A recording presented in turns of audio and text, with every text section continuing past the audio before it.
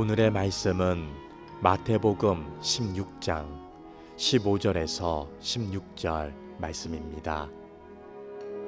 이르시되 너희는 나를 누구라 하느냐?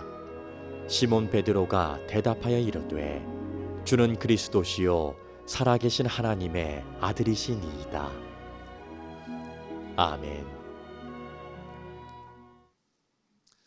2023년도 제가 아까 말씀드렸다시피 교회여 일어나라 라는 주제로 힘차게 시작을 했습니다. 교회를 향하여 주시는 하나님의 명령입니다.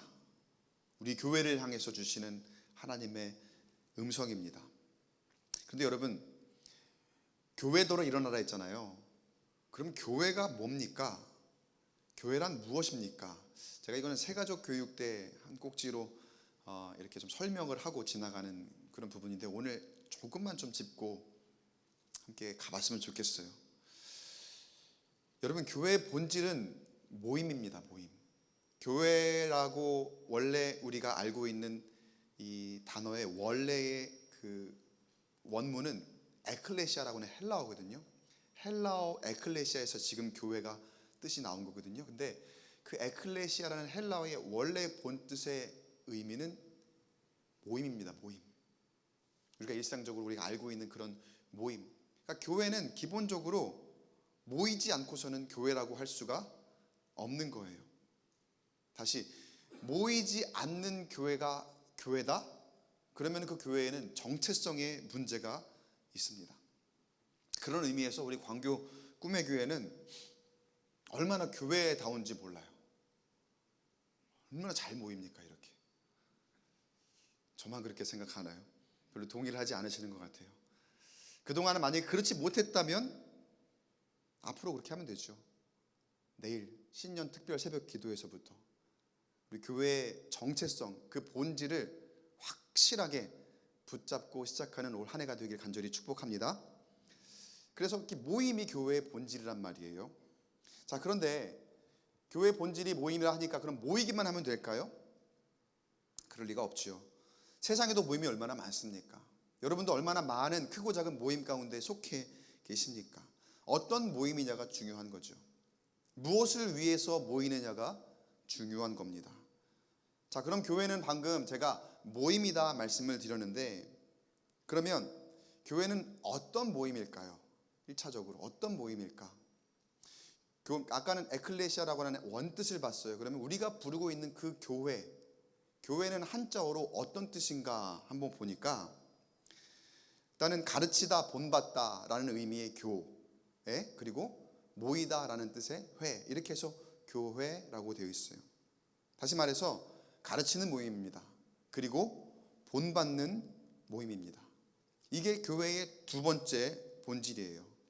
아무리 모여도 그 안에 가르침이 없으면 그게 교회가 아니라는 거예요. 아무리 모여도 그 안에 본받는 것이 없으면 교회가 아니라는 거예요. 모였어요. 근데 먹고 웃고 떠들고 그러다가 끝나요. 여러분, 그걸 교회라고 할 수 있을까요? 아니라는 거예요. 언제든지 교회 이름으로 모일 때에는 가르침이 있고 또 본받음이 있어야 된다는 거죠. 하나만 더 얘기할게요. 하나 더 있습니다. 그럼 무엇을 가르치고 무엇을 본받는 모임일까? 여러분, 전도 많이 하시죠? 안 하시나 보다. 전도 많이 안 하십니까? 전도가 뭡니까? 전도란 뭘 전하는 겁니까? 문자 그대로 하면 도를 전하는 거죠. 도를 아십니까? 그게 원래 우리 거예요, 여러분. 그게 도를 아십니까? 도를 전하는 거거든요. 근데 그 도가 뭡니까? 그 길이 뭡니까? 길 도자잖아요. 그 길이 구원으로, 영생으로 인도하는 길이에요. 그게 우리가 전하는, 그게 전도예요. 그 길이 예수 그리스도입니다. 요한복음 14장 6절 말씀에 내가 곧 길이요 진리요 생명이니 나로 말미암지 않고는 아버지께로 올 자가 없느니라. 할렐루야. 그 길을 우리가 전하는 게 바로 전도라는 거예요. 자, 교회가 가르쳐야 되는 게 무엇이냐? 바로 이거예요. 이 길을 가르치는 거예요. 이 도를 가르치는 게 바로 교회가 가르쳐야 되는 것이고 또 본받아야 되는 것이고 교회가 가져야 될 사명이라는 거예요. 이러기 위해서 모이라는 거예요. 이러기 위해서 모이는 게 교회의 본질이라는 거예요. 예수 그리스도를 가르치고 예수 그리스도를 본받아야 되고 예수 그리스도가 길이요 진리요 생명 되심을 가르치기 위한 모임이 진정한 교회라는 거예요. 맨 처음에 본질이 뭐라 그랬죠? 교회 본질이 모임, 그리고 그 다음에는 가르치는 것, 모이는 것, 가르치고 본받는 것. 근데 무엇을요? 예수 그리스도를. 예수가 길이요 진리요 생명 되시니까. 그걸 여러분 복음이라고 합니다. 복음. 제가 방금 말씀드린 이 세 가지 중에서 한 가지만 빠져도 교회는 정체성을 잃어버리게 되어 있어요. 그런데 이 시대의 교회들을 바라보고 있노라면 참 그 본질을 많이 까먹고 있습니다. 일단은 교회라고 해요, 분명히. 근데 모이지를 않아요. 세상 일, 사회 일에 밀려요. 그래서 교회의 모임을 가볍게 여깁니다. 특히 이 첨단 기술 시대에 화면으로 설교가 난무하니까 너무나 좋은 말씀들 인터넷으로 충분히 볼 수 있으니까, 그래서 그런지 그것으로 만족하려 하고 그것으로 모임을 대체하려고 합니다.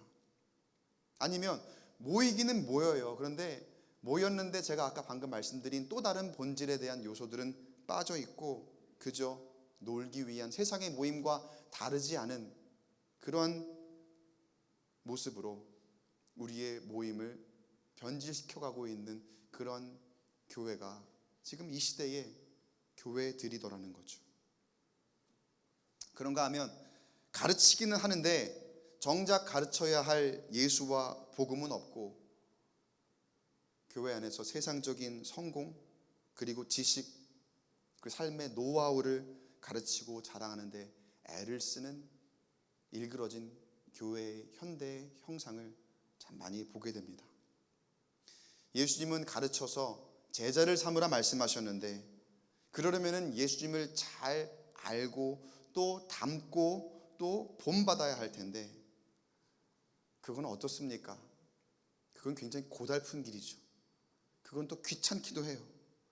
그래서 제자 삼으라는 말씀은 알기는 알겠는데요, 조금 나중에 할게요. 지금 너무나 바빠요. 성공하기 바빠요. 그래서 그 사명을 뒤로 미루어 두고 있는 우리의 현실이지는 않습니까? 제가 오늘날의 교회 이렇게 이야기하니까 어디 다른 먼데 사람들 이야기하는 것 같지만 실상 어쩌면 우리의 모습일지도 모르는 이 교회, 이 시대의 교회의 현실입니다. 그러나 제가 여러분 아주 좋은 소식을 하나 여러분에게 알려드리겠습니다. 우리에게는 아직 희망이 있습니다. 왠 줄 아세요? 하나님께서 절대로 그리스도의 몸된 교회를 포기하지 않으시기 때문입니다. 다시 한번, 하나님께서 절대로 여러분을 포기하지 않으십니다. 믿으십니까? 내가 어떠한 환경 가운데 있었다 하더라도, 그동안에 내가 어떻게 내가 교회 생활을 했고 그동안에 어떠한 모습으로 하나님을 믿고 섬겼다 할지라도 하나님은 우리 교회를, 그리고 저와 여러분을 포기하지 않으신다는 사실을 여러분 꼭 기억하시길 축복합니다. 예수님에게 제자들이 많이 있었죠. 그 중에 예수님의 제자 하면 제일 먼저 떠오르는 사람이 누굽니까? 누구예요? 보통은 베드로, 그렇죠? 베드로라고 얘기를 할 거예요. 맞아요, 베드로예요. 근데 베드로가 어떤 사람이었습니까? 원래 예수님 만나기 전에 뱃사람이었습니다. 어부였습니다. 배움의 기회도 별로 갖지 못했던 사람. 게다가 성경의 여러 기록들을 보면은 유추해 볼 때 그의 성격이 다혈질이었을 것이다. 그러니까 배우지도 못했죠. 다급합니다. 그러니까 때로는 포악한 성격이 그로 하여금 실수를 저지르게 하는 그런 인물이 바로 베드로였다는 거예요. 그리고 결정적으로 예수님의 수지자라고 하는 사람이 나중에는 예수님을 부인하는 지경에까지 이르며 자신은 절대로 그렇지 않을 거라고 한 그 변절자의 모습까지 되어버린 엄청난 실수를 저지른 그런 사람이 바로 베드로였죠. 여러분, 예수님이 그 베드로를 아셨을까요? 모르셨을까요? 베드로가 원래 그런 사람이라는 걸 아셨을까요? 모르셨을까요? 당연히 아셨죠. 다 알고 계셨습니다. 그렇지만 그런 모습의 베드로까지도 예수님은 다 품으셨습니다. 모났지만 상처투성이이고 또 실수투성이이지만, 그리고 나중에는 예수님을 배반하기까지 하지만, 그런 베드로를 잘 다지고 잘 깎고 다듬고 견고하게 좋은 모양으로 예수님께서 만들고 계셨던 거예요. 왜요? 예수님은 베드로를 포기하지 않으셨으니까요. 예수님은 그 어떤 사람도 포기하지 않으셨으니까요. 여러분, 우리도 참 실수가 많이 있습니다. 세상 살아가다 보면은 이런저런 크고 작은 실수들을 얼마나 많이 합니까? 그러나 그런 모습 속에서도 우리 주님께서는 참된 교회를 찾고 계십니다. 실수가 많은 우리의 모습은 어쩌면 하나님의 형상으로부터 멀어져 있고, 또 원래 형상이 하나님의 형상인데 그것을 일그러뜨려 놨고 모났고 또 매끄럽지 못한 그런 모습일 겁니다. 사도 바울이 고린도 교회 교인들에게 쓴 편지에 교회에 속한 사람들을 어떻게 묘사했는지 고린도전서 1장 26절 말씀을 볼게요. 고린도 교회 사람들을 향해서 이렇게 얘기합니다. 형제들아, 너희를 부르심을 보라. 육체를 따라 지혜로운 자가 많지 아니하며 능한 자가 많지 아니하며 문벌 좋은 자가 많지 아니하도다. 이게 고린도 교회의 모습이지만 사실은 교회의 전형적인 모습입니다. 교회에는 사실 완전한 사람이 없어요. 교회는 이렇게 저렇게 세상적으로 부족하기도 하고 모나기도 하고 또 연약한 사람들이 모인 곳, 그것이 교회입니다. 이게 정상이라고 봐도 무방해요. 그러니까 교회 보면은 별의별 사람들이 다 있는 게 이유가 그런 거예요. 원래 교회가 그런 곳이거든요. 지혜롭지 못하고 능력도 부족하고 학식도 뛰어나지 않습니다. 그러나 주님은 그런 저와 여러분을 교회의 이름으로 모이게 하신 줄 믿습니다. 하나님은 그런 우리를 교회로 부르셨고, 그 교회에 하나님이 원하시는 것이 있기 때문에 이 시대의 소망을 위해서 교회로 모임 자체를 사용하시는 줄 믿으시기 바랍니다. 마태복음 16장 본문 말씀 보면은요, 예수님께서 제자들에게 세상 사람들이 예수님을 뭐라고 부르느냐 이렇게 물어보시는 장면이 나와요. 그 대답이 어땠냐면은 14절에 보면은요, 누구는 세례 요한이라고 합니다. 누구는 엘리야라고도 하고 또 어떤 사람은 예레미야 선지자 중에 한 명입니다 라고 그렇게 얘기하던데요 라고 예수님에게 이야기를 합니다. 사람들이 생각하는 예수님이죠. 여러분, 사람들은 예수가 누군지 자신들 마음대로 생각합니다. 때로는 조롱하기도 합니다. 때로는 심한 비난을 가하기도 합니다. 그걸 우리가 바라보고 있어요. 그런데도 교회는 그런 세상의 주도권을 완전히 빼앗긴 채로 세상에 휘둘리고 우리가 마땅히 해야 할 고백을 그 세상에 억눌려서 하지 못할 때가 너무나 많아요. 교회답지 못한 모습으로 살아가고 있는 거죠. 세상이 예수님에 관해서 이렇게 저렇게 왈가왈부 하는데도 우리는 어느 이야기도 할 수 없더라는 거죠. 예수님께서 제자들에게 이제 직접 물어보시죠. 자, 그러면 세상이 말하는 나 말고 너희들은 나를 누구라 하느냐? 너희들은 나를 누구라 하느냐? 예수님께서 15절에 물어보시죠. 이르시되 너희는 나를 누구라 하느냐? 이 시간 저와 여러분에게 물으시는 예수님의 질문입니다. 무슨 뜻입니까? 우리의 고백을 듣고 싶으신 거예요. 그때에 예수님이 제자들에게 물어보셨을 때에 제자들이 선뜻 나서서 대답을 안 했는지 아니면 베드로가 먼저 나서서 이야기했기 때문에 이게 기록이 된 건지 그거는 확실하지 않습니다만, 그래도 담대하게 베드로가 먼저 나서서 이야기한 고백, 그게 무엇입니까? 16절 말씀 우리 한 목소리로 같이 한번 읽어보겠습니다. 시작. 시몬 베드로가 대답하여 이르되 주는 그리스도시요 살아계신 하나님의 아들이시니이다. 아멘. 베드로가 예수님 만나기 전에는 사람들에게 인정받지 못했습니다. 별 볼 일 없던 사람이었고, 또 예수님 만난 이후에도 실수투성이었던 그런 사람이었습니다. 또 오늘 본문 말씀 읽었던 이후에도 앞으로 엄청나게 큰 실수를 많이 저지를 그런 사람이지만, 베드로에게는 이런 담대함이 있었습니다. 그리고 베드로에게는 이런 진실함이 있었습니다. 그리고 그 진실함과 담대함으로 어떻게 한 거예요? 고백한 거예요. 이 시간에 예수님께서 우리에게 너희는 나를 누구라 하느냐라고 물어보실 때에 이렇게 베드로와 같이 담대하게 진실되게 고백할 수 있는 저와 여러분 되시길 간절히 축원합니다. 그리고 이 베드로의 고백이 우리의 고백이 되기를 간절히 축복합니다. 여러분, 이 고백이 중요한 이유가 있어요. 왜냐하면 이 고백이 교회의 기초가 되기 때문입니다. 예수님께서 베드로가 이 고백을 했을 때에 그 고백을 들으시고 뭐라 말씀하시냐면 18절에 또 내가 내게 이르노니 너는 베드로라 내가 이 반석 위에 내 교회를 세우리니. 너는 베드로라. 베드로가 라틴어로 페트라라고 하는 돌 그리고 바위라는 뜻에서 파생된 이름입니다. 예수님께서 시몬에게 베드로라는 이름을 주셨어요. 또 아람어로는 게바라고도 하죠. 그래서 요한복음에는 게바라고 부르기도 하죠. 게바도 똑같이 돌, 바위라는 뜻이거든요.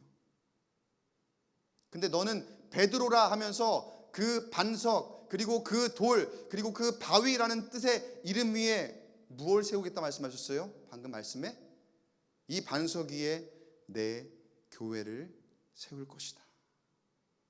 내 교회를 세울 것이다. 예수님을 나의 구주로 그리고 살아계신 하나님의 아들이라 고백한 이 베드로라는 이름 위에 교회를 세우시겠다 약속하셨고 그것을 이루신 거예요. 베드로가 실수투성이었는데 베드로가 큰 일을 감당할 수 있을까 의심될 만한 그런 사람이었는데 그 입술에서 담대하게 진심 어린 예수는 나의 그리스도이십니다. 살아계신 하나님의 아들이십니다. 그런 고백이 흘러나왔을 때에 그 믿음으로 고백을 했을 때에 그런 모습을 하나님께서 어떻게 사용하셨다는 거예요. 교회를 세우신 반석으로 교회를 세우신 기초로 귀하게 사용하신 줄 믿으시기 바랍니다. 사랑하는 성도 여러분, 우리의 모습이 비록 고린도 교회의 사람들을 묘사한 것처럼 때로는 지혜도 부족하고 학식도 부족하고 때로는 세상 사람들에게 이리저리 치이며 내세울 것 하나 없는 그런 사람들이겠지만 또는 베드로와 같이 부족한 모습일 때도 있겠지만 우리가 담대하게 베드로와 같이 예수님을 고백하고 또 세상에 나아가 선포할 때에 하나님께서 저와 여러분을 매끈하게 다듬으시고 또 그 기초 위에 그 견고한 반석 위에 우리를 베드로 삼으셔서 그 위에 주님의 몸된 교회를 세우시기를 주님의 이름으로 간절히 축원합니다. 그러니까 여러분 한 사람 한 사람이 사실은 그냥 사람들이 아니에요. 그냥 여기에 모여있는 자리를 채우는 게 아니에요. 하나님 보시기에 얼마나 귀하신 한 분 한 분이신지. 왜냐하면 여러분이 견고하게 세워져 있어야 교회가 그 위에 세워질 수 있거든요. 여러분 한 사람 한 사람이 그 교회의 사명을 기초를 잘 다지시고 또 감당하고 계시는 거거든요.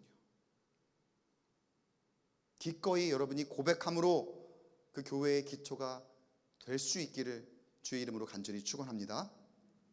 자, 그런데 제가 이렇게 여러분 보고 교회의 기초가 되세요라고 하니까 뭔가 왠지 내 위에 교회가 세워진다고 하니까 무거울 것 같고, 뭔가 이렇게 막 나에게 짐을 지우는 것 같아서 별로 이게 좋은 건가? 이게 정말 목사님 나에게 축복의 말씀을 주시는 건가? 좀 약간 이렇게 헷갈리기도 하시죠. 그래서 이게 어떤 의미인지, 그 뒤에 진짜 예수님이 내 기초 위에 교회를 세운다는 게 어떤 의미인지 말씀을 드릴게요. 끝이 아니에요. 이렇게 견고한 반석 위에 세우신 진정한 교회에는 하나님이 주신 특권이 있습니다.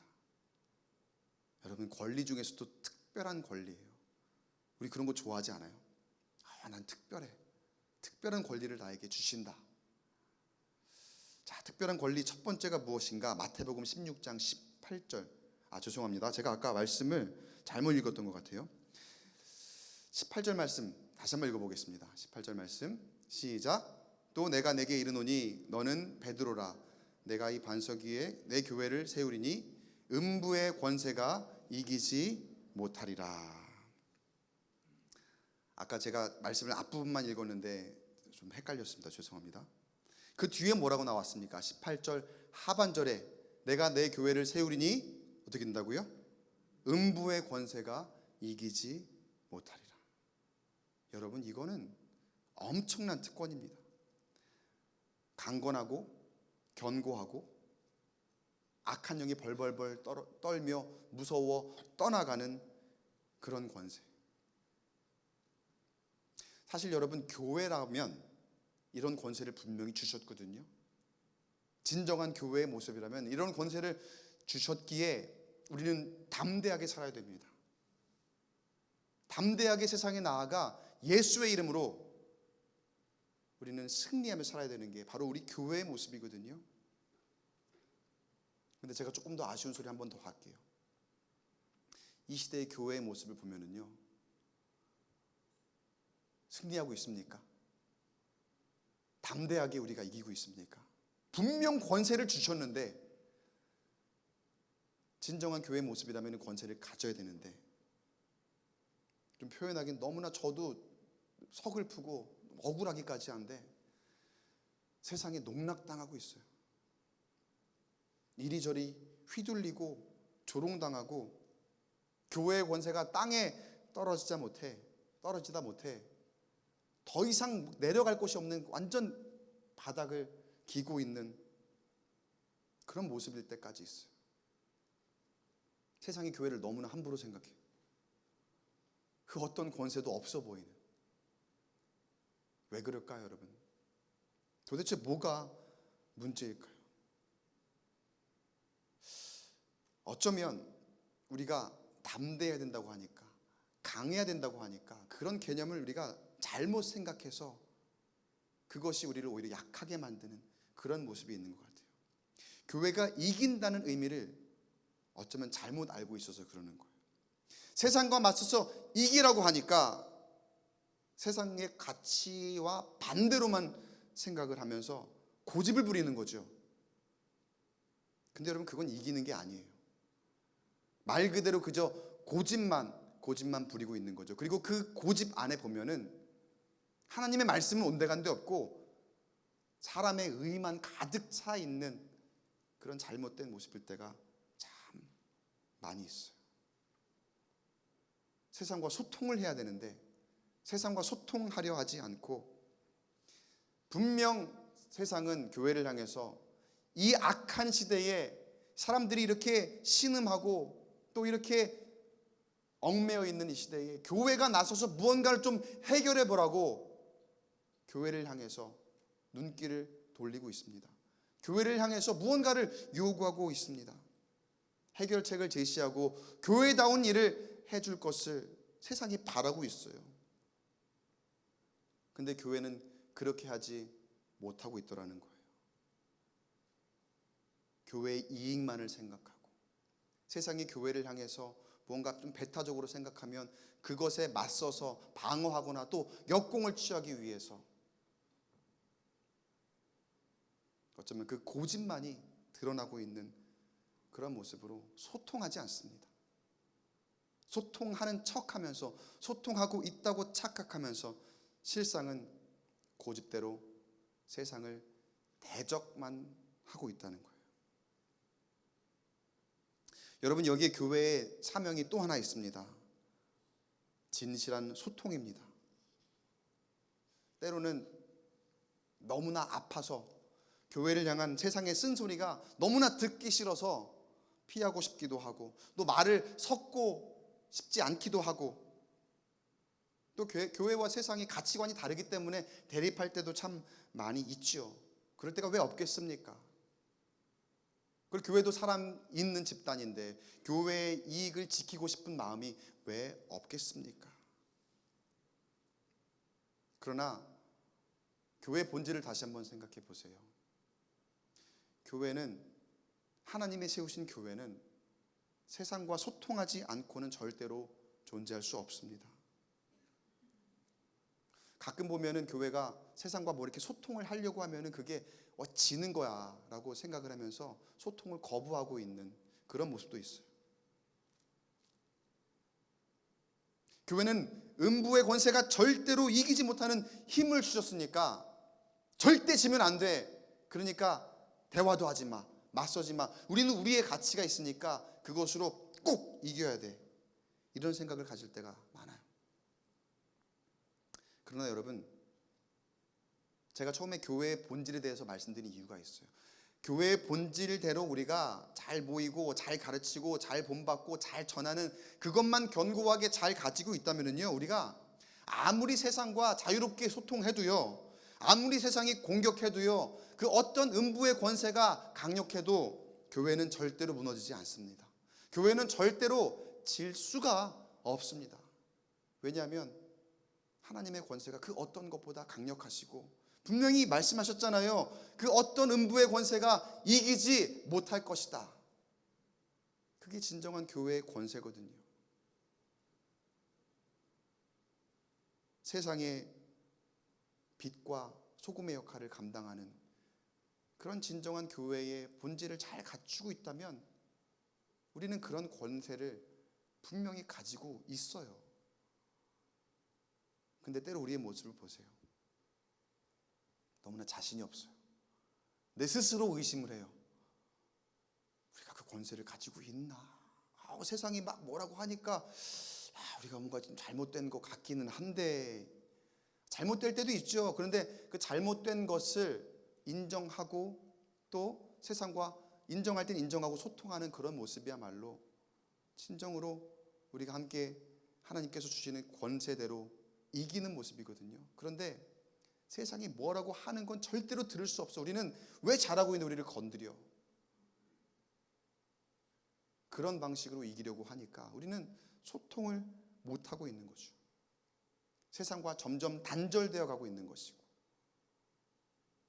또 교회에게 주신 세상을 향하여 주님의 사랑과 복음을 전하라는 그 사명을 전혀 감당하지 못하는 우리의 모습이지는 않습니까? 바라기는 그 교회의 본질의 모습을 다시 한번 새기고, 우리가 교회의 기초라고 했잖아요. 교회의 기초가 되어서 하나님께서 우리에게 허락하신 사명을, 우리는 어쨌거나 세상에 나가야 살아야 되는 사람들입니다. 주일날 여기 교회에서 예배하지만 일주일의 대부분은 세상에 나아가 파송되어 나아가 세상과 함께 살아가는 사람들이잖아요. 그곳에서 그 사명을, 소금과 빛의 사명을 잘 감당하는 우리 광교 꿈의 교회 저와 여러분 되시기를 주 이름으로 간절히 축원합니다. 자, 그리고 마지막이에요. 금방 끝납니다. 이제 진정한 교회의 두 번째 특권, 제가 아까 하나의 특권만 말씀드렸잖아요. 두 번째 특권, 이게 중요한 거예요, 여러분. 두 번째 특권은 하나님이 주시는 복입니다. 복. 드디어 나왔습니다. 복. 우리가 좋아하는 복. 17절 말씀 보면은요, 예수님께서 베드로에게 이렇게 말씀하세요. 바요나 시모나, 내가 복이 있도다. 복이 있도다. 여러분, 이 복도 혼동하시면 안 됩니다. 교회에서 추구하는 복은 절대로 세상이 말하는 그 복과 같은 것이 아니에요. 교회의 존재의 목적은 여러분 그런 복을 빌기 위한 세상의 물질적인 것, 그리고 우리의 건강의 축복, 그런 것들은 하나님이 자연적으로 주시는 거고요. 때를 따라 아름답게 하실 하나님께서 우리에게 우리의 모든 필요를 아시고 채워주시는 것이고요. 우리의 진정한 추구해야 되는 복은 무엇이냐? 교회가 추구해야 되고 교회의 존재의 목적대로 우리가 가지고 가야 될 복은 무엇이냐? 19절 말씀 보세요. 19절 말씀에 상반절이에요. 19절 말씀에 내가 천국 열쇠를 내게 줄 것이다. 여러분 이겁니다. 이거 영원한 생명, 세상은 절대로 줄 수 없는 그 궁극적인 복. 여러분 교회에게 이 복을 주신 줄 믿습니다. 교회를 통해서 이 복을 우리가 누리게 되는 줄 믿으시기 바랍니다. 그를 위해서 필요한 게 뭐예요? 그 교회의 본질을 우리가 잘 지키고 나아가는 거예요. 방금 말씀드렸던 그런 소통을 잘 해 나가는 거예요. 그리고 우리에게 이 천국의 열쇠를 주셨다고 하셨잖아요. 이 천국 열쇠를 주셨을 때에 이때부터 우리가 가지는 이 특권 또한 어떻게 누려야 되는지 이것도 중요합니다. 여러분 교회는요 절대로 특권이라고 주었을 때에 세상처럼 이거는 우리의 특권이니까 우리만 가지는 거야, 그렇게 생각할 개념이 절대로 아니에요. 하나님이 주시는 이 능력은요, 하나님 주시는 축복은요 무한한 줄 믿으시기 바랍니다. 우리가 채워지면 채워지는 대로 그 복을 누려도요 그만큼 채워지는 게 하나님의 축복이에요. 자, 그러면 왜 그렇게 주실까요? 왜 천국 열쇠를 주시면서 그 뒤에 무슨 말씀이 있거든요. 그런데 왜 우리에게 이런 복을 허락하시는 걸까요? 나누라고요. 나누라고. 마음껏 나누라고요. 마음껏 전하고 마음껏 나누고 마음껏 퍼주라고요. 무엇을요? 천국의 소망, 그 천국의 축복을. 그 세상에 나아가 살잖아요. 그곳에서 마음껏 나누어 주라고.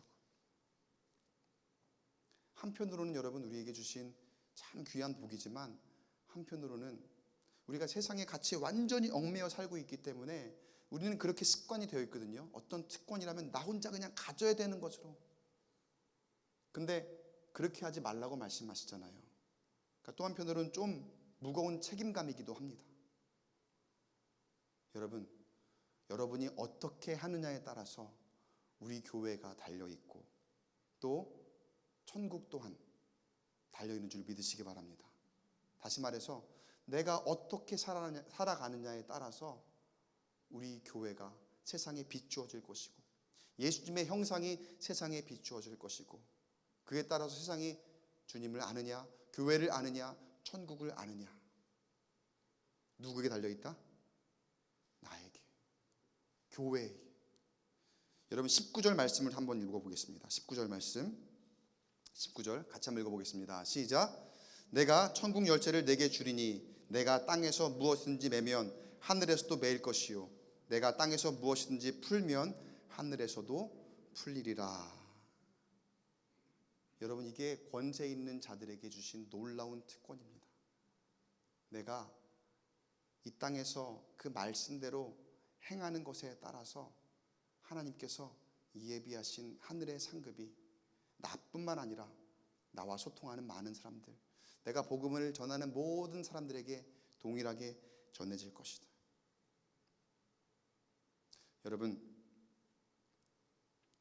그게 우리의 사명인 줄로 깨닫고 잘 감당하겠노라고 결단하며 2023년도를 시작하는 저와 여러분 되시길 간절히 축원합니다. 이제 시작하는데 교회여 일어나라 주님께서 우리에게 명하셨는데 더 이상 주저앉아 있을 수 없습니다. 일어나야 합니다. 교회의 본질을 다시 우리가 회복해야 됩니다. 모이지 않고 교회가 될 수 없습니다. 가르치지 않고 교회가 될 수 없습니다. 예수 그리스도의 기쁜 소식 전하지 않고 교회가 될 수 없습니다.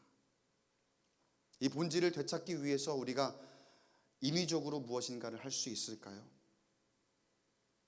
어느 정도는 할 수 있겠죠. 그러나 궁극적으로 우리가 할 수 없습니다. 우리는 부족하기 때문에, 우리는 힘도 없기 때문에, 능력도 없고 지혜도 없기 때문에, 그게 우리 현실적인 모습입니다. 모인다고 모이지만 그게 우리의 연약한 모습입니다. 우리가 할 수 있는 것은 무엇일까? 성령께서 강하게 일하시도록, 하나님께서 내가 그 교회의 본질을 되찾고자 할 때에 그 위에 교회를 세우실 수 있도록 베드로와 같이 어떻게 하는 것?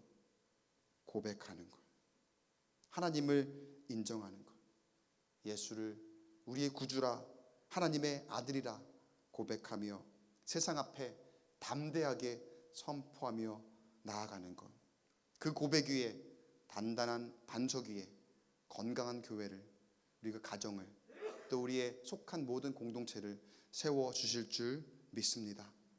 바라기는 그 고백으로 우리 교회가 일어나서 세상이 아픔과 고난 가운데 신음하고 있을 때 교회가 이 땅에 희망이 될 수 있도록, 그리고 우리가 세상을 적대적으로 등지는 관계가 아니라 우리가 그들을 향한 축복의 통로가 될 수 있도록 쓰임받고자 결단하며 시작하는 2023년도 한 해가 되기를 간절히 소망합니다.